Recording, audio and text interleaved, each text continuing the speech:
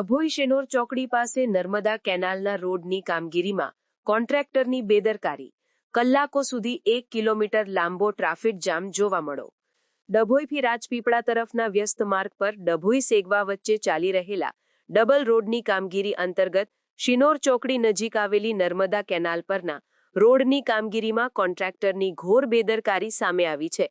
Contractor દ્વારા કોઈપણ જાતનું સાઇનબોર્ડ કે ટ્રાફિક સૂચના બોર્ડ લગાવ્યા વિના અચાનક રોડ પર કામગીરી શરૂ કરી દેવાતા વાહન ચાલકો ભારે મુશ્કેલીમાં મુકાયા હતા।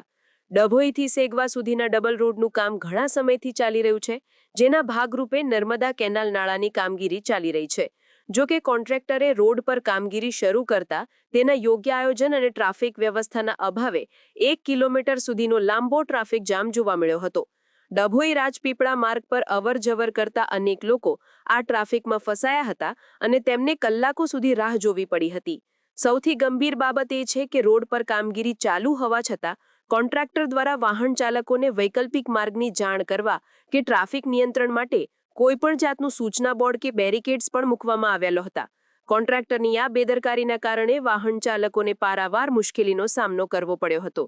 ટ્રાફિકમાં ફસાયેલા લોકોમાં કોન્ટ્રાક્ટર અને તંત્ર વિરુદ્ધ ભારે રોષ જોવા મળ્યો હતો। ડભોઈથી રાજપીપળા તરફના મહત્વના માર્ગ પર ચાલી રહેલી આ રોડની કામગીરી ક્યારે પૂર્ણ થશે તે હવે લોકોમાં ચર્ચાનો વિષય બન્યો છે। વાહન ચાલકો અને સ્થાનિકોની માંગ છે કે કોન્ટ્રાક્ટર તાત્કાલિક ધોરણે ટ્રાફિક વ્યવસ્થાપન માટે યોગ્ય પગલાં ભરે અને કામગીરી ઝડપથી પૂર્ણ કરે। આ રોડનું કામ ચાલુ કર્યું, કોઈ સૂચનાનો બોર્ડ ને ટ્રાફિક જામ થઈ ગયો, શું કહો છો? એવું નહીં, પણ કોઈ સૂચનાનું બોર્ડ ક્યાં છે? કઈ છે બતાવો ને મને। આ ટ્રાફિકથી ક્યાં લોકો હેરાન થાય છે, ક્યાં છે? આવી રીતે દિવસે કામ થાય ખરું? હે, સૂચના વગર કામ થાય ખરું? આ લોકો પરેશાન થઈ રહ્યા છે, લાંબી સુધીને કતારો લાગી ગઈ છે, અવર જવર કરતા લોકોને તકલીફો પડી રહી છે, સૂચના વગર થાય ખરું કામ? હે, આ પબ્લિક હેરાન થઈ રહી છે, કઈ છે મને બતાવો સૂચનાનો પ્લાન, બોર્ડ ક્યાં છે?